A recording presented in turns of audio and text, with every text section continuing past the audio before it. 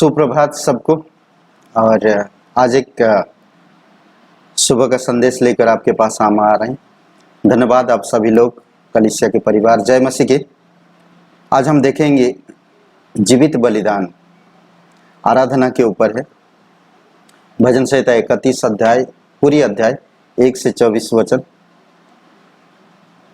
ये दाऊद की भजन है और ये विलाप के समय या कष्ट या वेदना, मानसिकता और शरीर में जब कष्ट होती है तो उस समय हमें क्या करना चाहिए और कैसे व्यवहार करना चाहिए, कैसे रहना चाहिए, उसके ऊपर पूरी तरह से ये दिया गया है। इस प्रकार कहता, इस विलाप के भजन में दाऊद पहले अपनी प्रार्थना में परमेश्वर को संबोधित करता 1 से 8 वचन में, और अपनी शारीरिक दुर्गति और खतरे पर विश्वास करता, विलाप करता है 9 से 13 वचन में। यहोवा से विनती करता है कि उसे छुड़ाए और उसके शत्रुओं को शांत करे। 14 से 18 वचन में है, यहोवा द्वारा अपने लोगों को छुड़ाने के लिए उसकी प्रार्थना करता है। 19 से 22 वचन में भक्तों को प्रोत्साहित करता है कि यहोवा से प्रेम करे और हियाव बांधे, साहस रखे। 23 और 24 वचन में 5 वचन में एक शब्द कहता, खूबसूरत शब्द है, परमेश्वर को अपना जीवन सौंपना विश्वास का सार है। परमेश्वर को अपना जीवन सौंपना ये विश्वास का सार है। यीशु ने क्रूस पर सर्वश्रेष्ठ समर्पण किया, लूका का 23:46 में, और प्रेरित के काम 7 अध्याय और 59 में। भजन संहिता 31 और 9 से 12 में दाऊद उसके विरुद्ध होने वाली आक्रमणों के कारण उसे हो रही अत्यधिक शारीरिक व भावनात्मक पीड़ाओं का वर्णन करता है। बहुत खूबसूरत बातें यहाँ पर दिया गया, जो किस तरह से पीड़ा से इंसान जब गुजरता तो उसको कितनी तकलीफ होती है। वही इंसान समझ सकता है जब उसके जीवन में पीड़ाएं होती है। सिर्फ शरीर की पीड़ाएं नहीं, बल्कि उसके व्यक्तिगत जीवन में भी, उसकी पर्सनल जीवन में भी कई सारे भावनात्मक पीड़ाएं भी होती है। खास करके जब इंसान गलती करता, और गलतियों में जब लोग उसके बारे में जान जाते हैं, उसकी गलतियों के बारे में, और उस समय लोग उसके साथ नहीं देते हैं, वो अकेला पड़ जाता। वो जो वेदना होता, वो शरीर की दुख, कष्ट, वेदनाओं से भी ज्यादा खतरनाक होता है। और वो इंसान सिर्फ एक ही चीज पर सहारा होता है, और वो है परमेश्वर, और पूरी तरह से समर्पित हो जाता वो परमेश्वर के लिए। और दाऊद, यीशु मसीह यही किए, हम देख सकते हैं। 9 से 12 अध्याय में इसका वर्णन करता है। 22 वचन में, मैंने तो घबरा कर या भयानुकूलता में इस भय का एक क्षण की वह परमेश्वर से अलग कर दिया गया था। ये महसूस कर रहा था कि इस तकलीफ में वो परमेश्वर से अलग हो गया था। आराधना के विषय में है, जीवित बलिदान। हे पिता, मैं अपनी आत्मा तेरे हाथों में सौंपता हूं। लूका 23 और 46 में, 46 में अब्राहिम ने अपने बेटे इसहाक को बलिदान के लिए जिस शब्द का प्रयोग किया वह था आराधना। उत्पत्ति का 22:5 और वचन 2 और वचन 5 में। कई बार हम लोग समझ नहीं पाते, कई बार हम लोग जान नहीं पाते, जब कष्ट, वेदनाएं आता है हम इतनी भावुक हो जाते हैं, हम उन चीजों पर ज्यादातर गौर करते हैं और ध्यान देते हैं। अब्राहिम को जब परमेश्वर ने प्रतिज्ञा किया कि तेरे बेटे को बलिदान कर, उसने एक ही चीज किया, पूरी तरह से समर्पित था और फेथ था, उसके पास विश्वास था। मसीह का आत्मा या मसीह का आत्म बलिदान इतिहास का सर्वोच्चम बलिदान है। इससे बढ़कर और कोई बलिदान नहीं है। जब यीशु ने अपने पिता के हाथ में अपना आत्मा सौंपा, तब स्वर्ग और पृथ्वी के परमेश्वर की जो आराधना हुई, उसकी कोई तुलना नहीं की जा सकती। कोई भी जगह पे उसकी तुलना नहीं की जा सकती। जब पृथ्वी पर आने की खातिर स्वर्ग छोड़ा, तब अपने विदाई संबंधित करके उसने कहा, परमेश्वर के बेटे ने कहा, बलिदान और भेंट तूने ना चाहिए, पर मेरे लिए एक देह तैयार किया। इब्रानी की किताब 10वां अध्याय 5 से 7 वचन में। जब स्वर्ग छोड़ के इस धरती पर यीशु मसीह आया, ये उसका शब्द था। उसने देह को तैयार किया। वो जानता था कि मैं परमेश्वर के लिए बलिदान होऊंगा। संसार में जितने भी लोग बलिदान करते थे, या याजक, महायाजक, जो भी परमेश्वर के लोग परमेश्वर के लिए करते थे, उससे परमेश्वर प्रसन्न नहीं था। परमेश्वर के इतिहास में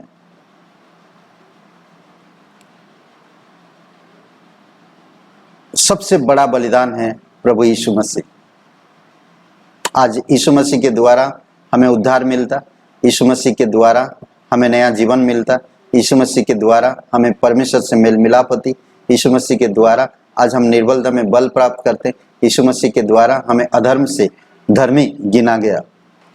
परमेश्वर के सिंहासन के सामने हमारे शरीरों जीवित बलिदान से अधिक सुगंधदायक आराधना और कुछ नहीं है। रोमियो का 12 अध्याय वचन 1 में उसके अलावा और कुछ नहीं है। जीवित बलिदान करके हमारे शरीर को पूरी तरह से दे देना चाहिए, आराधना करके समर्पित करना चाहिए, सुगंध द्रव्य के समान। यह है वह सर्वोच्चम शिक्षा जब मसीह की मृत्यु हमें सिखाती है, इफिसियों का 5:1-2 वचन में। इसके अलावा अन्य कोई आराधना भी नहीं है जो हमें परमेश्वर की अंतरंग उपस्थिति के इतने निकट ले जाए। इस संसार में, इस धरती पर कोई भी आराधना नहीं है जो हमें इतना करीब ले जा सकता। जैसे ही यीशु ने अपने आप को पिता के हाथ में सौंपा, वैसे ही मंदिर का पर्दा ऊपर से लेकर नीचे तक 2 भागों में फट गया। लूका का 23:45 और मत्ती का 27:50-51। ये एक महापवित्र स्थान का मार्ग अब बंद नहीं है। बोलते ना कि पहले महापवित्र स्थान के पास कोई भी इंसान प्रवेश नहीं कर सकता था, पर यीशु मसीह के बलिदान के बाद जब यीशु मसीह अपना आत्मा पिता को सौंप दिया, कहते हैं कि जो मंदिर का पर्दा था ऊपर से नीचे तक फट गया। अब बंद नहीं, अब पूरी तरह से खुल गया। आपको मुझे अब किसी याजक की जरूरत नहीं। जब आप यीशु मसीह पर विश्वास करते, आप एक याजक वंश कहलाते हैं। यीशु मसीह हमारा महायाजक है जो हमें पूरी तरह से रास्ता क्लियर कर दिया, मार्ग तैयार कर दिया। आप और मैं आज हियाब के साथ, साहस के साथ हम जा सकते हैं। अपने शरीरों को बलिदान के लिए जीवित बलिदान, अपने शरीरों को परमेश्वर के लिए जीवित बलिदान करके चढ़ाना, इसका मतलब क्या है? अपने शरीर के एक एक अंग को धार्मिकता के हथियार होने हेतु उपलब्ध करना चाहिए। पहले हमारी जो शरीर के अंग पाप के लिए काम करता था, पर आज पाप के लिए नहीं बल्कि परमेश्वर के लिए होना चाहिए। पहले मृतक दशा में था, मृतक की जैसा काम करता था। अब वो जीवित है तो जीवित की दशा में काम करना चाहिए। अद्भुत है और इस तरह से हमें आगे बढ़ना चाहिए।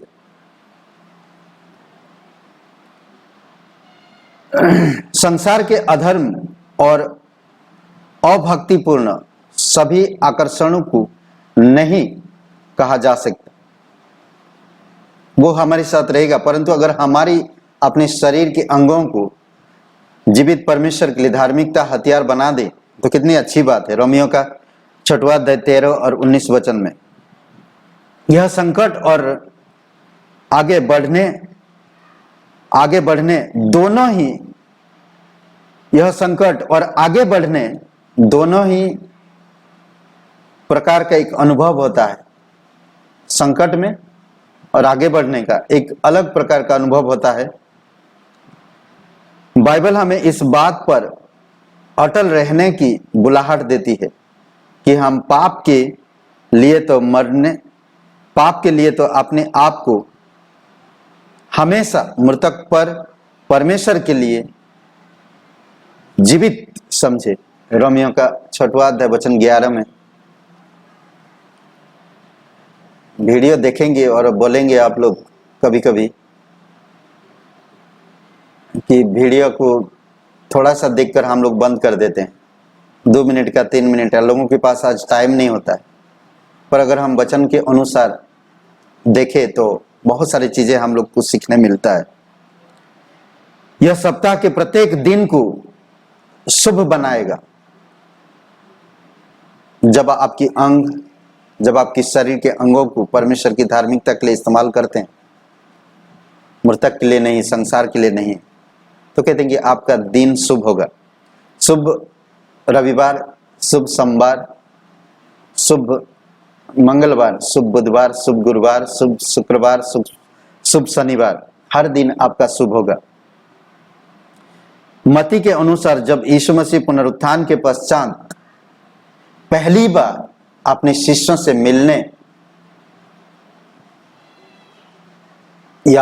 मिलने को आए या अभिवादन किए, पहली बार उनका एक ही शब्द था, तुम्हें शांति मिले या रिजॉइस ना, सलाम, रिजॉइस जिसको कहते हैं। उनके प्रत्युत्तर का सचिव चित्र इस प्रकार किया गया है। उन्होंने उनके पास आकर और उनके पांव इस प्रकार से उन्होंने जिक्र किया। उन्होंने उसके पास आकर, यीशु के पास आकर, शिष्य सारे यीशु के पास आकर उसके चरणों के नीचे दंडवत किया। मत्ती का 28:9 में दंडवत किया। ये जो दंडवत था, ये जो मिलन था, ये जो घड़ी था, इस घड़ी को भक्ति की अभिव्यक्ति कहा जाता है। भक्ति को दर्शाते हैं। और अभिव्यक्ति का मतलब प्रकाशन, स्पष्टीकरण।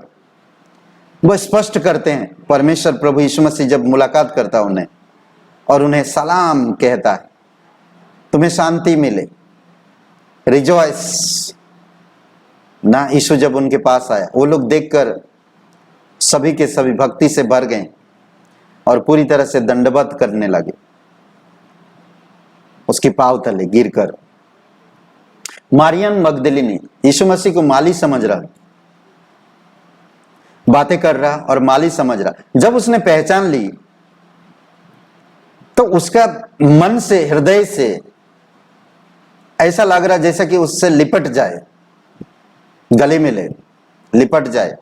प्रभु की आवाज को प्रभु को जब पहचान लिया, उससे पहले तो वो माली समझ रहे थे, पर अब वो समझ गए अच्छी तरह से कि ये प्रभु है।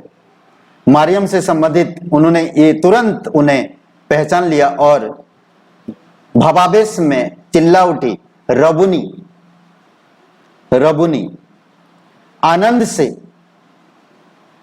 वह उनसे लिपट जाना चाहती थी। यूहन्ना का 20:15-17 में ये जो अभिव्यक्ति था,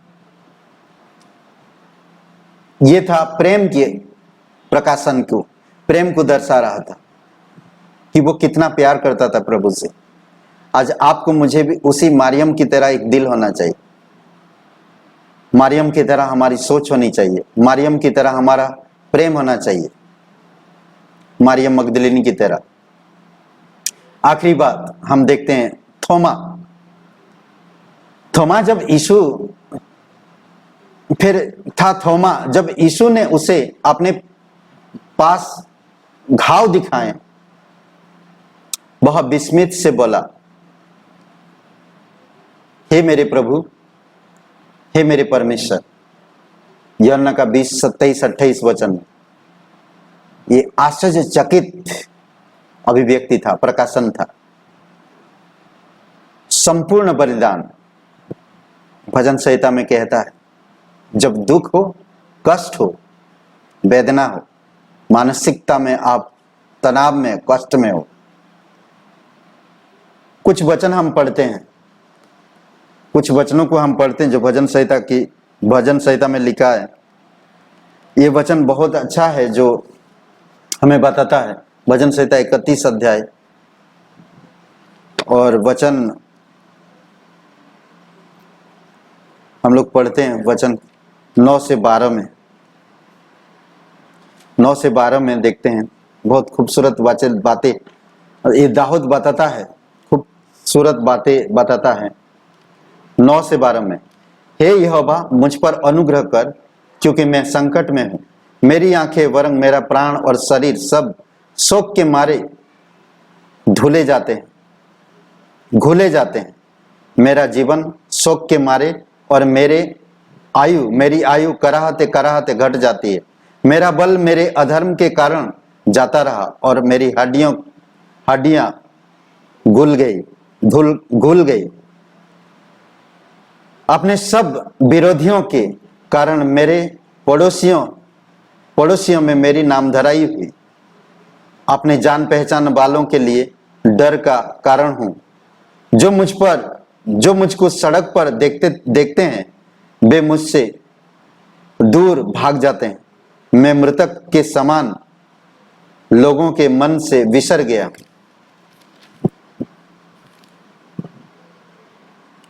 मैं टूटे बर्तन के समान हो गया हूं।